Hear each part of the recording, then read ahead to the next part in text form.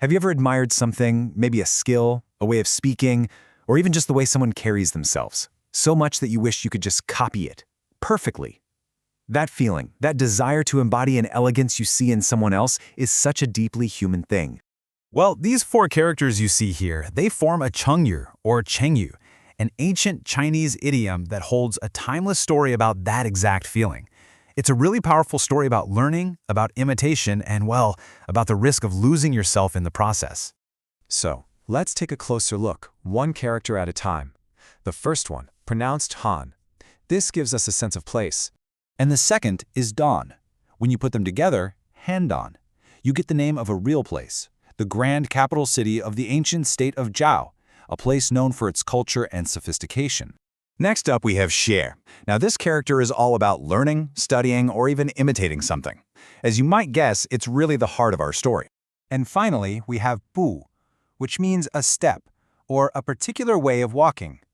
So altogether, the characters are already starting to tell a story about learning the walk of Handan.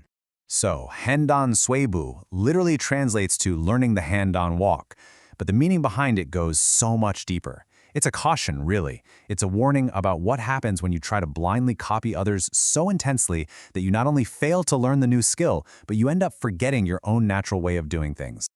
So, what is the story behind this Handan walk? Where does this incredible piece of wisdom actually come from? Well, for that, our story begins more than 2,000 years ago, during China's Warring States period. We're in the state of Yan, a neighbor to the state of Zhao. And in a small town in Yan, there lived a young man. He kept hearing these incredible stories about the people from the capital city of Handan. It was said that their posture was perfect, their gait was just so graceful and elegant, and he became completely fascinated, almost obsessed with this idea. So what does he do? He packs his things and makes the long journey to Handan. He was so determined. He wasn't just there to see the sights, he was there to study their walk, to learn it, to make that elegance his own. But this is where his method went so terribly wrong. As soon as he arrived in Handan, he started watching people obsessively. He tried to mimic every single movement, the way they lifted a foot, the way they swung an arm. He focused so intensely on copying the surface details that he actually began to forget his own natural way of walking. And in the end, his whole project was a complete disaster. Not only did he fail to learn the graceful hand in stride, he completely lost the ability to walk at all. The story goes that he had no choice but to crawl all the way back home. I mean, it's such a tragic, almost comical image, isn't it? A man crawling home because he literally forgot how to walk. But the lesson at the heart of the story is incredibly profound. You see, the young man's mistake wasn't his desire to improve himself. That's admirable. His failure was in how he tried to learn. He didn't try to understand the principles behind their grace, the balance, the posture. He only tried to copy the outside appearance. And this story highlights such a fundamental contrast in learning. On one hand, you have blind imitation, which forces you to just discard your own foundation. But on the other hand, you have wise learning. And that's all about integration. It's about seeing something valuable, understanding the core idea behind it, and then weaving it into what you already know, into your own unique strengths. That's how real growth actually happens. And of course, you've probably figured out that this story has never really been just about walking. It's a powerful metaphor for any area of life where we're trying to grow. It speaks to that universal human challenge of how to learn from others without losing a piece of ourselves.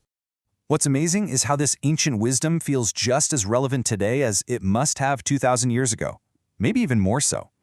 In our world, the temptation to just copy what we see is absolutely everywhere. So, where might you see an example of Handan Xuebu today? Well, think about a company that rushes to copy a competitor's cool new product, but they do it without understanding the customer research and the strategy that made it successful in the first place.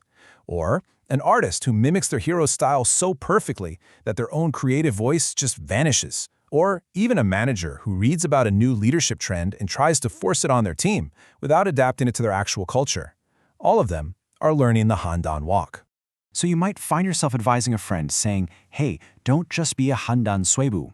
It's great to be inspired by what they did, but you have to find your own way to apply those lessons. The key is to learn, not just to imitate.